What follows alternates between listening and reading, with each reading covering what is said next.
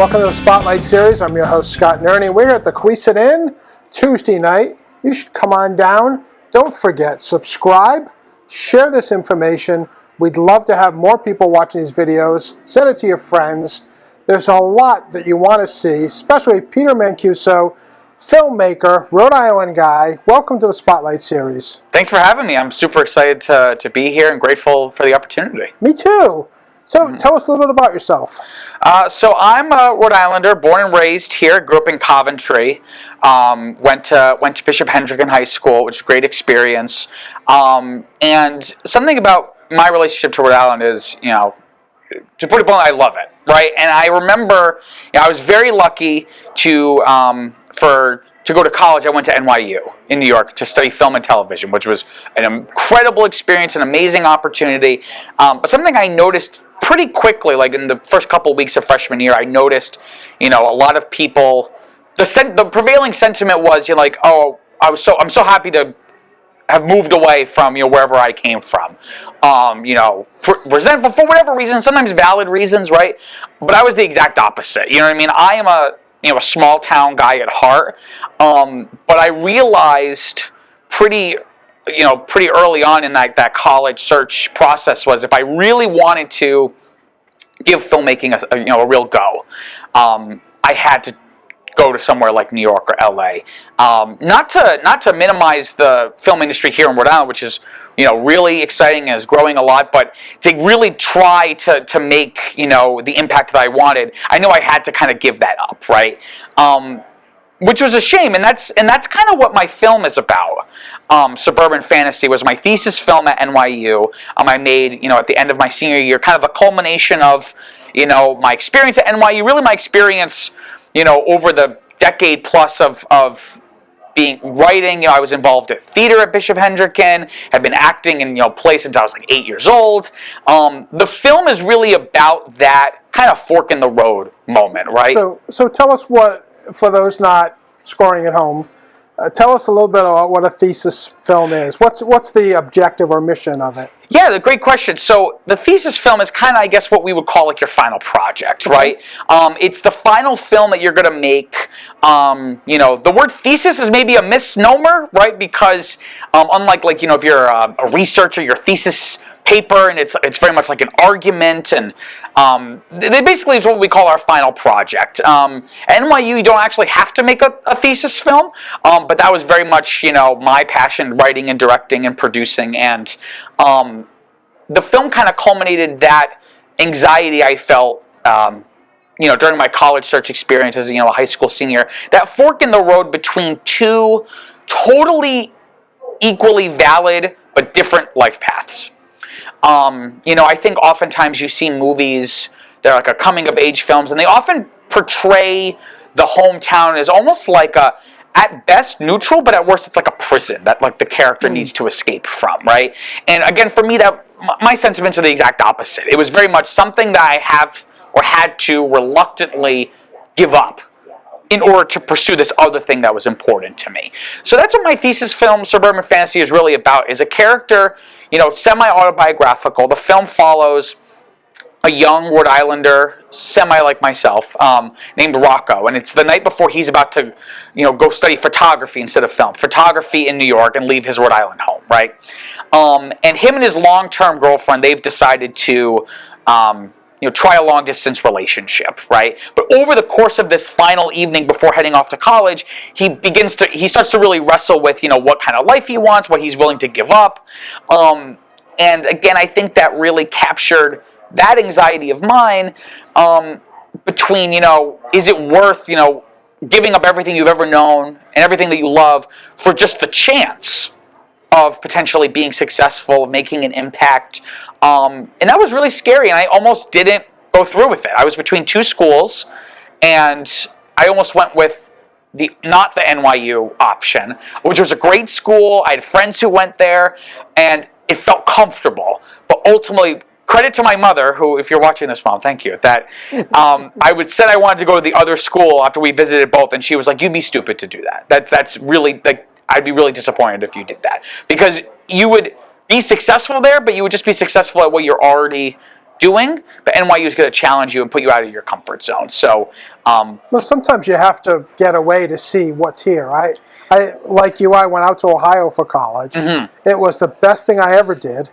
I think for my college education, it was the worst thing I ever did because you're far away from home. You got to make it on your own. There's decisions you have to make at 18 that, geez, I'm just 18. So to see that kind of talk to yourself, was it a little therapeutic to do it in film? Absolutely, yeah. And it is interesting because, again, it's about this literal thing that I went through about being a high school senior, about to go into the world. But I was also a college senior now, about to go into the world. And it was like this double therapeutic thing of, really trying to wrestle with what I really wanted, what's important to me. I think, even if you're not, going to New York to try to become a filmmaker, I think everyone has that experience of you really have to evaluate what's important. And there's lots of things that are important. And it's about kind of balancing them all out with what's the best combination of things that you can hope for, right?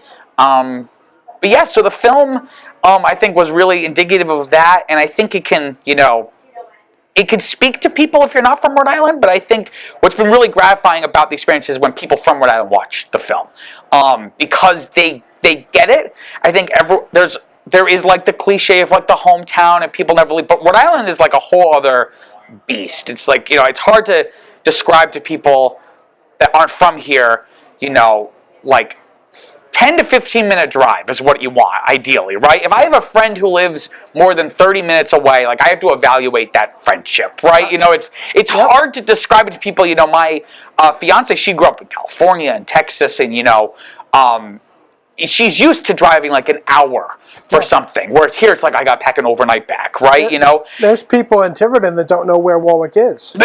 Precisely. I got to go through another state. Not happening. Exactly. and I think that sentiment, I hope, and I think based off of people's reaction is in there, that sentiment is really pervasive in the film. This very specific Rhode Island experience of, kind of getting swept up, and that's why it's called suburban fantasy, kind of getting swept up in, the stuff that a state like Rhode Island and, the things that the state of Rhode Island has to offer, in terms of that sense of community, that family.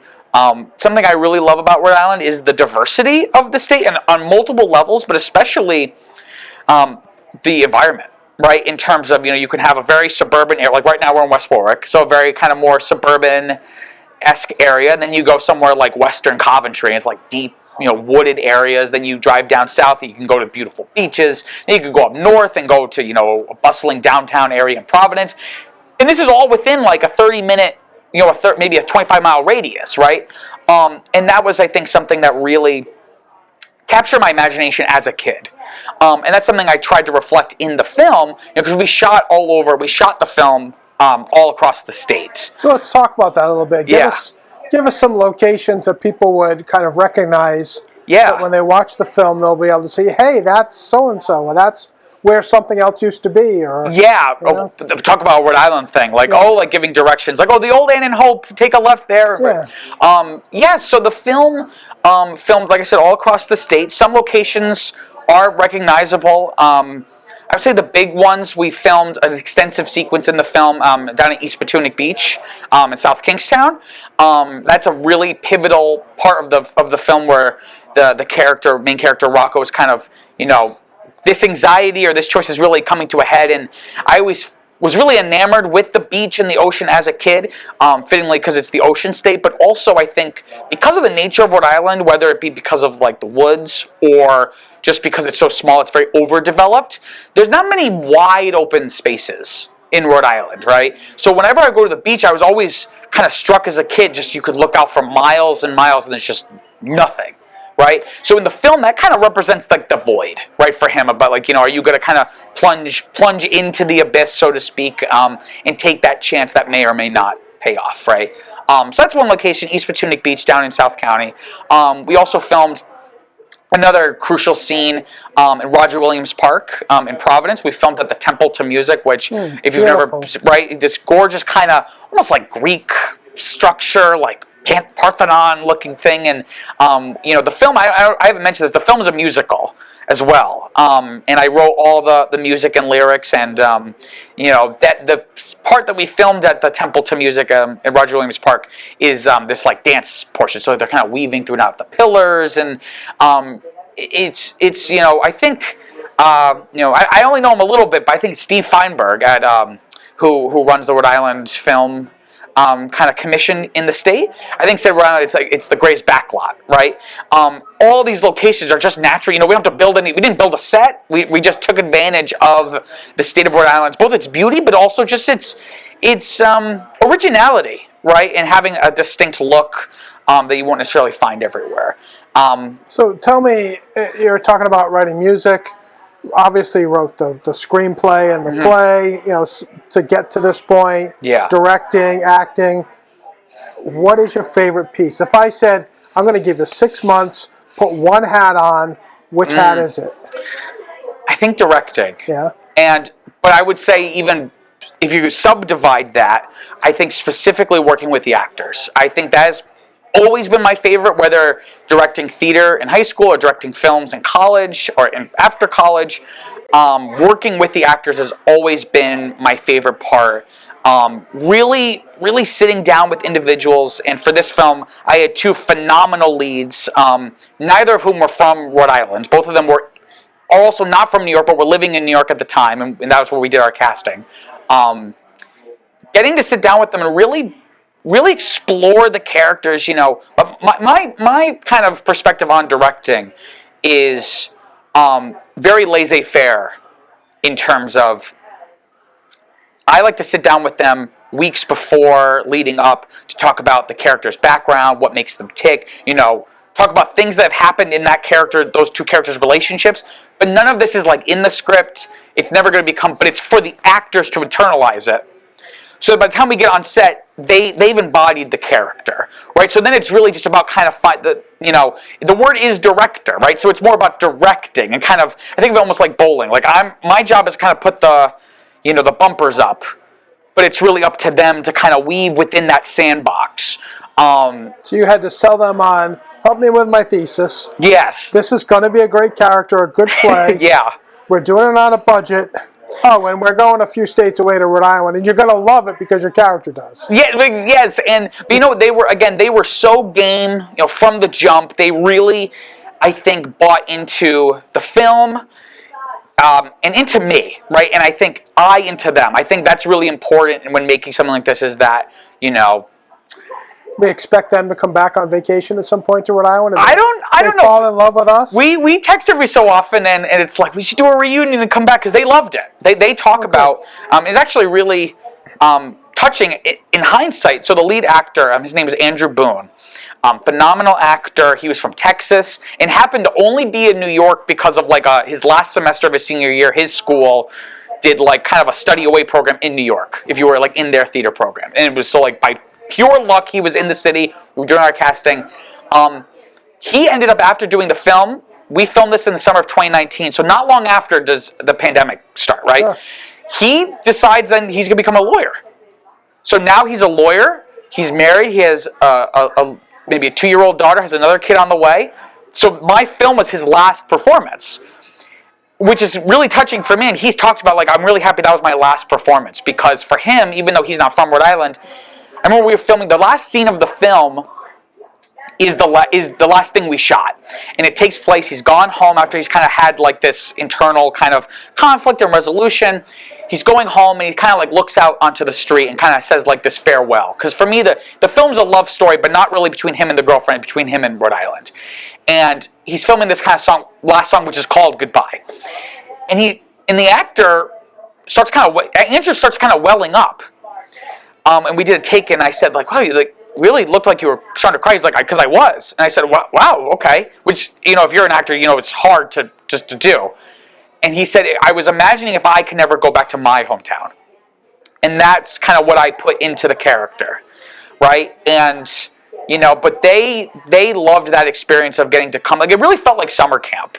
The preparation for the film was a year of because I'm not only writing and directing it, but I'm also co-producing it with some partners of mine. And going to school. And going to school, and working, right, part-time job. So the year leading up to the film was incredibly stressful. That 1 week that we shot was like one of the best weeks I've had in my adult life. 1 week, felt like, not 7 months, not a year and a half. Nope, it was about a 6-day shoot, jumping all around the state. It was like summer camp. It was just, I had a blast. Everyone else was stressed because now their job really started. But me as the director, my job is to really just get everything set up over the year, get everything prepared, and then let it go. It's kind of like some of the directors that we speak to that do theater here in the state, where one of them I said, "Oh, I went to opening night." I said, "Aren't you nervous?" And he said, "Oh no, my job's done. The stage manager's job, and gaffer, and that's their baby now." And I think it's funny you bring that up. That's probably why I felt that way. Because again, my previous main kind of experience where I really cut my teeth was doing theater at Hendricken in Warwick, getting to not only be in the shows but write and direct. And I've been very lucky. During college, I got to kind of come back in the summers and direct some of their productions, which was actually the same summer that we filmed this. So I filmed this in the first week of June, and then the next week rehearsals for the Hendricken show started. So it was a very busy summer that summer. But you're 100% right, where it's like the night before opening night, it's like, okay, here are my notes from this dress rehearsal. That's it, basically. It's your show now. And I really aspire to that when working on projects, that it's not just, okay, I've hired you to be the costume designer. I really want them to feel an ownership and feel emotionally and creatively invested in the project, so that it is not only it's an enjoyable and satisfying experience for them as well. So we all are kind of working towards something that we can be proud of.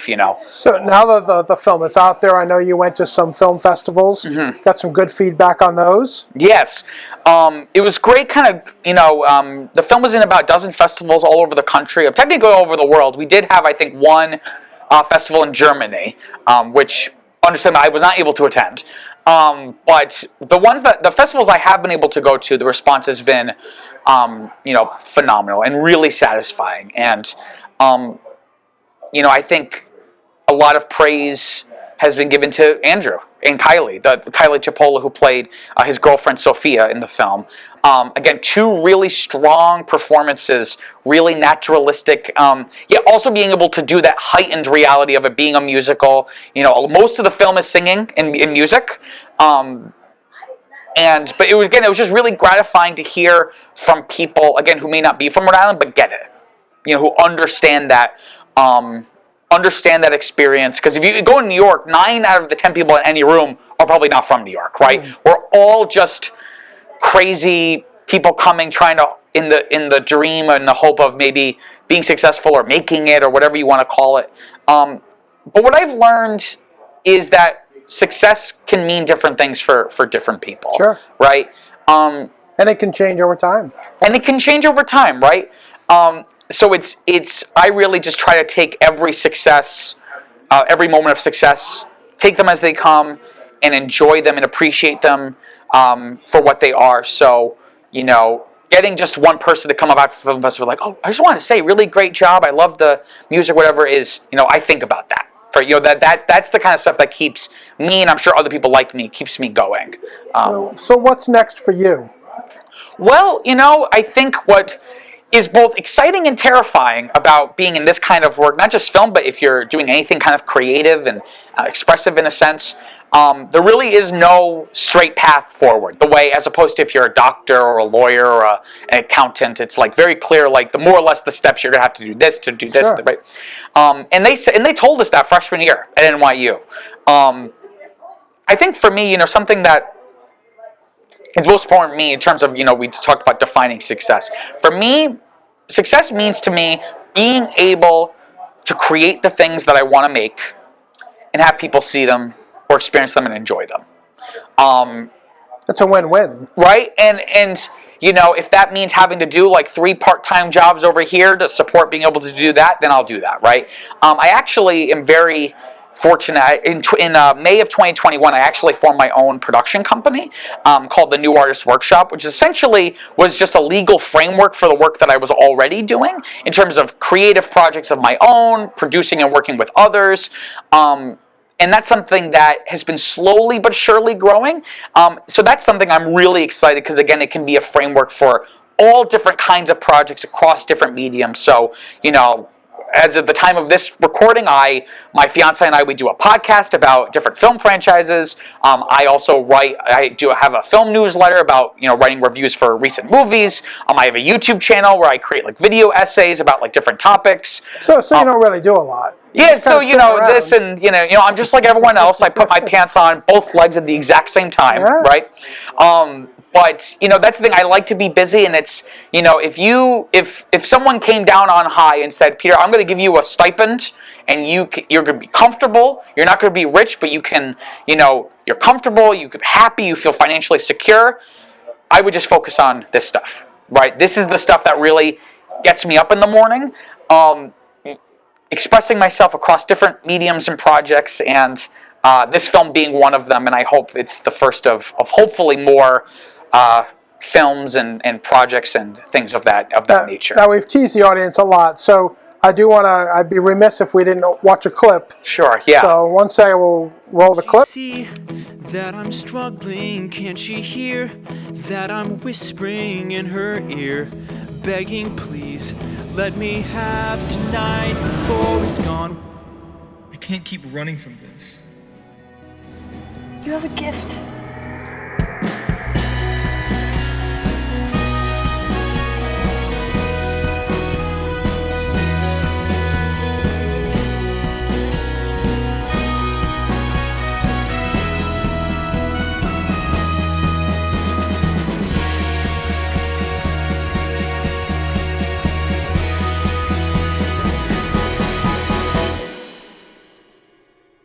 So, suburban fantasy. Yeah. I like it. It's so where can people get more information about you, your projects, you know, information about the movie? Yeah, so if people want to watch the film or learn more about it, they can find us on, you know, any social media platform at Sub Fantasy Film. They can also just look up Suburban Fantasy on Google. Luckily, it's a fairly specific name. In order to watch the film, we have it currently hosted on Vimeo, which is like an alternative to YouTube. So if you were to go on Vimeo and type in Suburban Fantasy, you should be able to find it. The Vimeo channel name is The New Artist Workshop, which is my production company.